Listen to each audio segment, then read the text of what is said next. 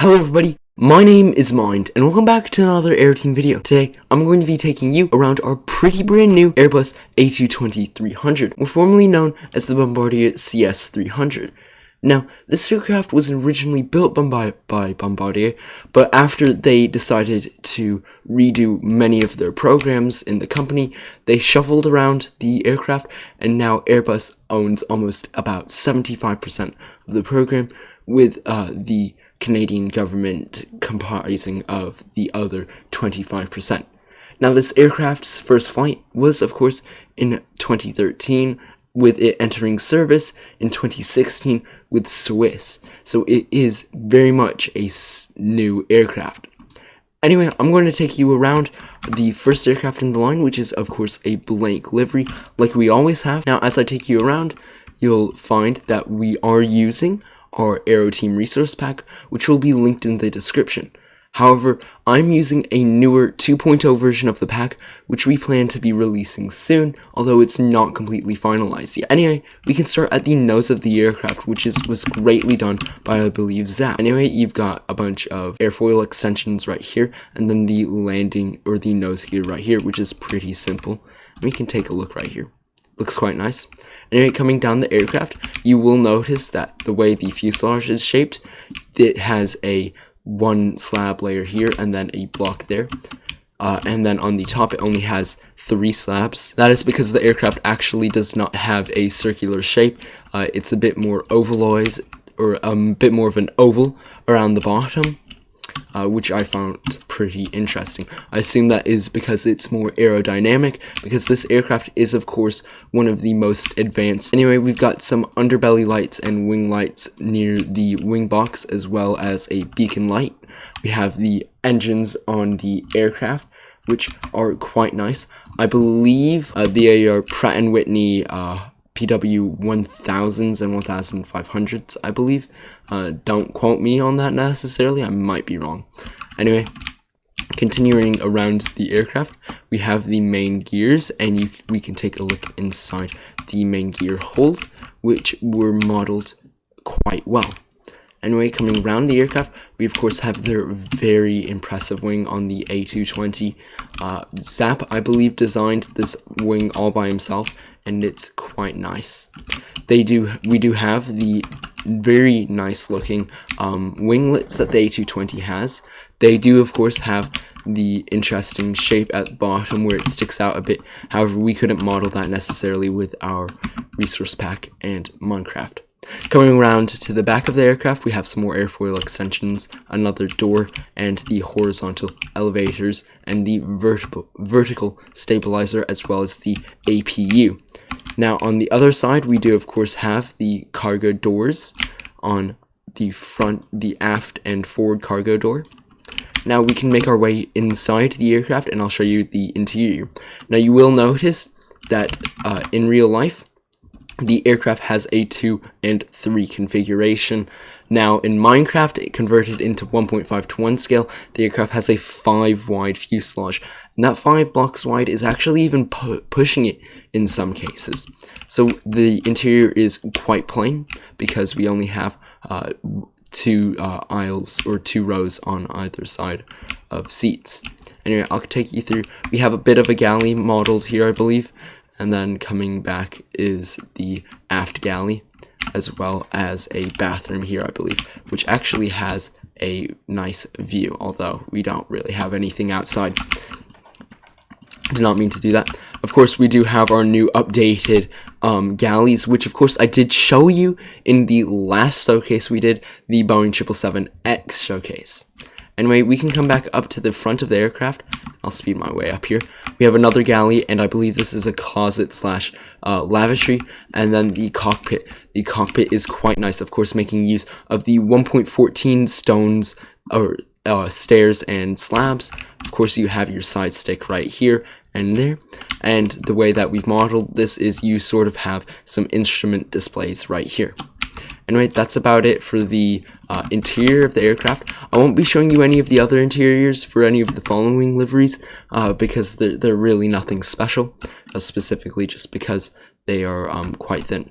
One exterior thing I did mention to notice is the other beacon light on the top, and I believe Pop-Tart just added these. These are SATCOM antennas for, I believe, your Wi-Fi connections. Anyway, we can continue along the aircraft with the Airbus house livery with the Airbus A220 text on the side. I believe there's a couple of these in service. Airbus does like to use these at air shows. They like to show off this aircraft quite a lot, as it is one of their most fuel efficient and advanced aircraft. It's very nice. I believe Miles made this, and he did a skillful job recreating the swooshes on the tail, especially with such limited size he had. The Airbus livery is quite simple though, with it just being basically a stripe on the tail. So we can continue on to the Bombardier house livery, which of course I don't believe is flying anymore. I think these two are the same aircraft in real life, they've just been repainted. Of course, this aircraft was used for testing, as you can see the features on the aft of the aircraft. I believe this is actually the little sock that comes out and follows it, but we've done it a bit differently for when it is taxiing on the ground. We do of course have the registration of it right here, and the blue engines, which look quite nice. Anyway, we can come down to the Delta livery. Now Delta I don't think actually operates any 300s, so I think this was a bit of a mistake. So I'm just going to skip that. We can come down to, I believe this will be JetBlue's livery, because JetBlue will be an operator of the aircraft. However, they don't have any in service yet. JetBlue is of course known for changing up the tails of their aircraft, so I'm not sure if this will actually be seen on a real aircraft, or if it's just for the renders that we get posted by Airbus. But hey, it looks very nice, and I think Miles did a fabulous job. This is actually a quite nice angle with the winglet in it. Anyway, you also have the JetBlue text and the blue line that goes across the bottom of the aircraft. Pretty simple, but that's about it for JetBlue, and we can continue on with Air Canada. Now, Air Canada only has one of these in operation, and that came in January 16th of 2020, so it is a very new aircraft in Air Canada's fleet. Now what's interesting is Air Canada's new livery does have the eyeliner, or whatever you'd like to call it, around the cockpit of the aircraft. So it looks a bit funky on our aircraft, just because the way we had to do our cockpit is using the black nether brick slabs to be able to achieve a certain height. But anyway, I believe, yeah, Air Canada's livery, basically all black with the Air Canada text or logo right here. Now Air Canada's logo does have some blue in it, and I believe Miles did a great job using our strip jungle wood texture, which is going to be finalized, so it's not going to look like that in the future, but that's just for the time being. Anyway, this aircraft looks quite nice in the black lining. I think it's probably one of the nicest looking liveries out there.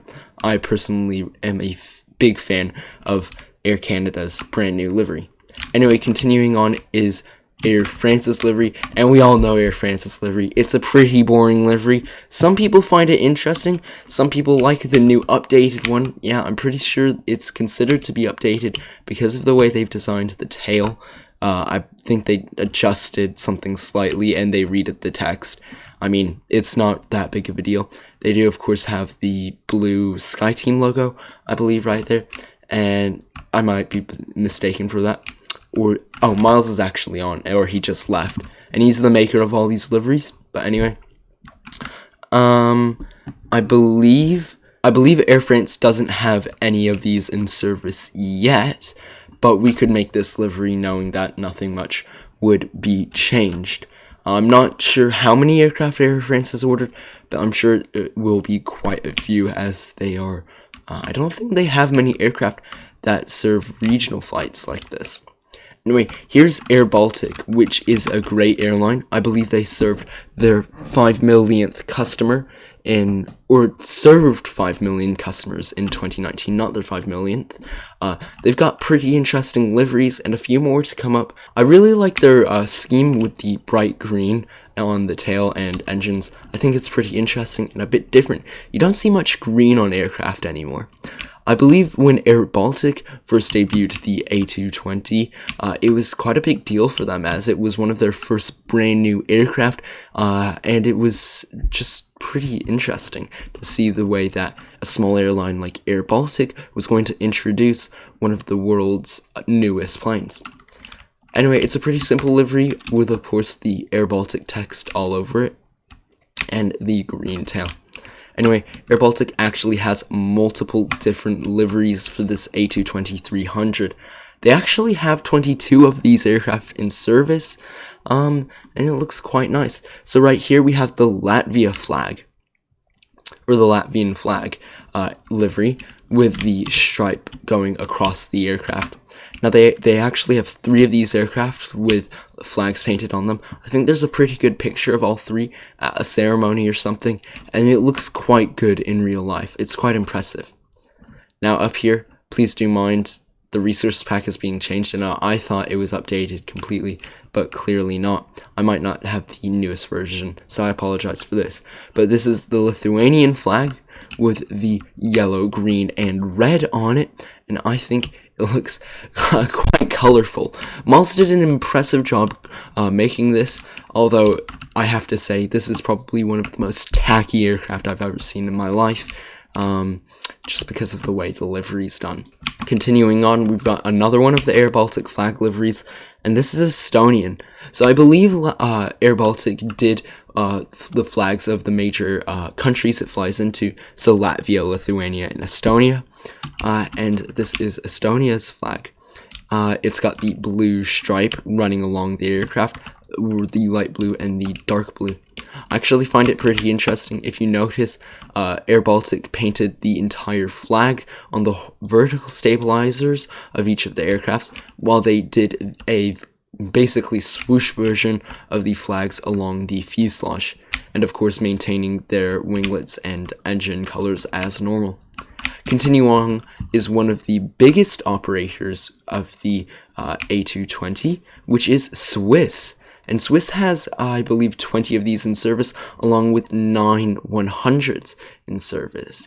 Now, we all know Swiss's livery. It's also another one of the most simple liveries, although I think it looks quite a bit better than Air France's livery.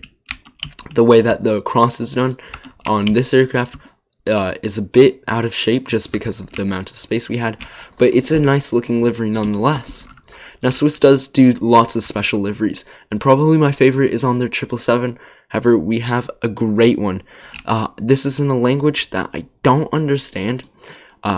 Fetes des Vignerons 2019. Sorry, I butchered that. But this aircraft, I think translated to English is something like Champions of Winemakers. Now, don't quote me on what this is for, because I don't actually know why the aircraft was named that way, but it's a pretty impressive looking livery.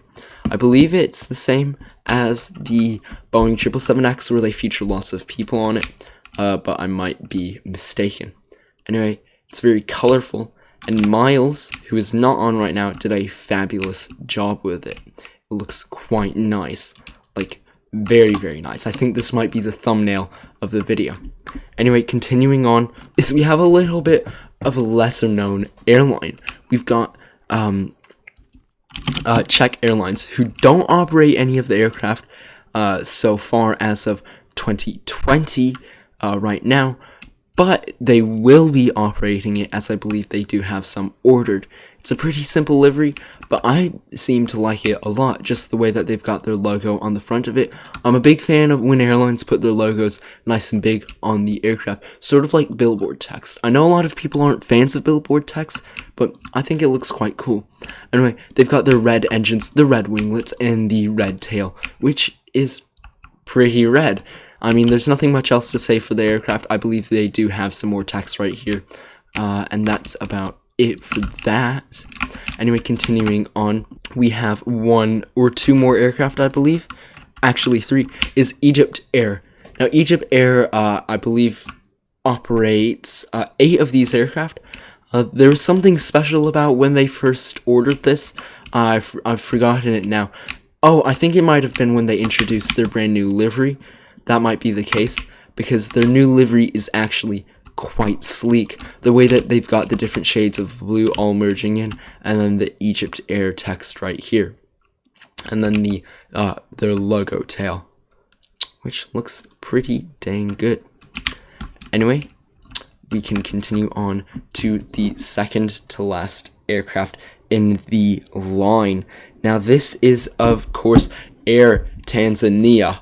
Now we all know Air Tanzania quite well, I'm sure of that. They've got a pretty interesting livery with, of course, the blue stripes and it is a giraffe. Yeah, that's what I thought. At first I thought it was a bird. Don't know why. In yellow, and then the blue around the tail. It's a pretty different livery. It's closer to Frontier, I would imagine, compared to any other livery. And typical of modern airlines these days, it's basically just a white fuselage with the engines and winglets painted along with the text on the front. Anyway, the final aircraft in our line is Korean Air's oh, I forgot to mention they do operate 2 of these 300s. Anyway, we have Korean Air's A220-300, and they operate 10 of these. Now, love Korean Air's livery. I think it's something different. I mean, it's similar to KLM's, but I just like the lighter shade of blue, and I just love the way that they've done their logo just huge on the tail. Coming around the aircraft, we can take a look at the text, and that's pretty much it, really. They do, of course, have the blue winglets, because basically everyone paints their winglets. But I think that's about it for the aircraft. So, thank you for watching. My name is Mind. I hope you found this aircraft showcase interesting. I believe Pop-Tart will be coming out with a tutorial for this aircraft very, very soon. So, stay tuned for that and subscribe for that. I'll be making some more videos and content for you guys, and hopefully some of the other guys on the team will get in on this action. Anyway, my name, once again, is Mind. Thanks for watching. Take care. Bye-bye.